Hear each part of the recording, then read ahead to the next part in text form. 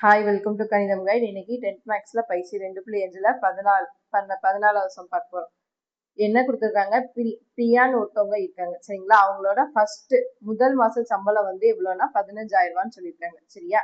அடுத்து ஒவ்வொரு ஆண்டும் வந்து அவங்களுக்கு ஒவ்வொரு ஆண்டும் மாத வருமானம் வந்து 1,500 ரூபாய் கூட்டுறாங்க சரிங்களா, ஒவ்வொரு ஆண்டும். அடுத்து மாத செலவு வந்து அவங்களுக்கு எவ்வளவு இருக்குன்னா, ஒரு மாசத்துக்கு ஆகக்கூடிய செலவு 13,000.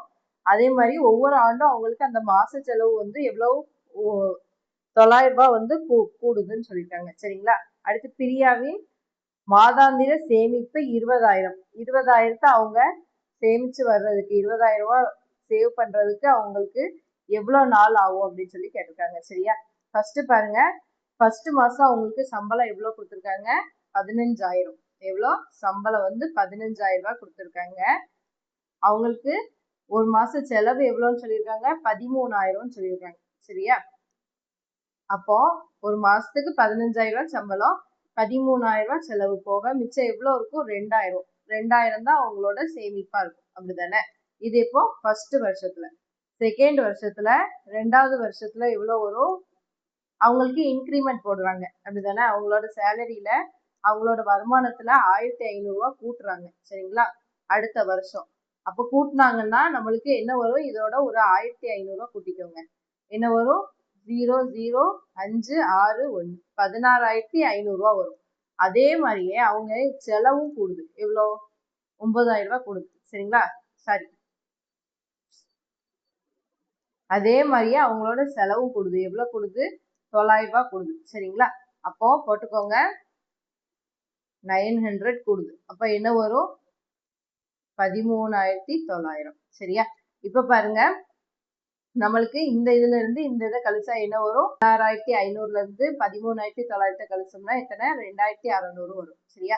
அதே மாதிரியே மூணாவது வருஷம் பாருங்க, மூணாவது வருஷம் இதே மாதிரியே எவ்வளவு கூட்டுவாங்க, 1,500 ரூபாய் கூட்டுவாங்க சரியா.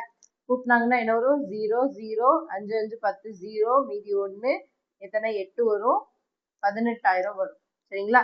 அதே மாதிரியே இங்க என்னது, 900 ரூபாய் கூடும் செலவும் சரியா. அப்ப என்ன வரும், 0 0 இங்க 8 மீதி 1 எத்தனை 4 1 சரியா. அப்போ 14,800 ரூபாய் செலவாகும். இப்ப இதுல இருந்து இதை கழிங்க, என்ன வரும், 0 0 2 3 சரியா. அப்போ 3,200 ரூபாய் அவங்க சேவ் பண்ணி வச்சிருப்பாங்க. இதே மாதிரியே சேவ் பண்ணிட்டே வந்து அவங்க லாஸ்டா எப்போ 20,000 ரூபாய் சேவ் பண்ணிருப்பாங்க அப்படின்னு கேட்காங்க சரிங்களா. 20,000 ரூபாய் எப்ப சேமிச்சு வச்சிருப்பாங்க அப்படின்னு சொல்லி அவங்க கேட்காங்க. இதுதான் நம்ம கண்டுபிடிக்கணும் சரியா.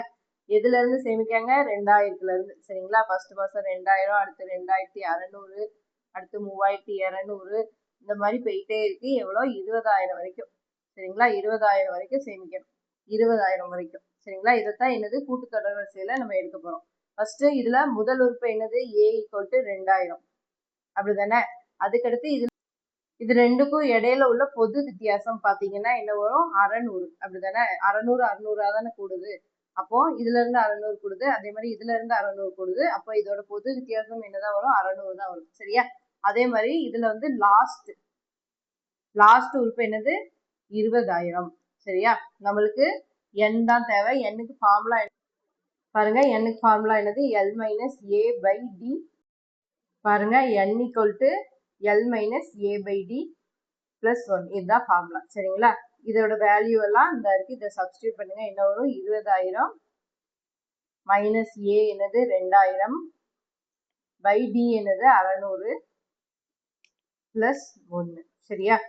இப்ப 20,000ல இருந்து 2,000 கழிச்சா எவ்வளவு வரும், 18,000 /600 + 1. இங்க 2 0க்கு 2 0 கேன்சல், 4 6 6 3 6 18, இங்க ஒரு 0 இருக்கு, சேர்த்து எழுதியாச்சு. அப்ப 30 + 1 = என்னது, 31. அப்ப n = என்னது, 31 சரியா. அப்போ 31வது வருஷத்துலதான் அவங்க என்னது 20,000 ரூபாய் சேமிப்பாங்க சரிங்களா. அப்போ எழுதிக்கோங்க, பிரியாவின் சேமிப்பு 20,000 அடைய 31 ஆண்டுகள் ஆகும் அப்படின்னு சொல்லி எழுதிக்கோங்க சரிங்களா. தேங்க்யூ ஃபார் வாட்சிங். கணிதம் கைட் சேனல் வந்து சப்ஸ்கிரைப் பண்ணி வச்சுக்கோங்க.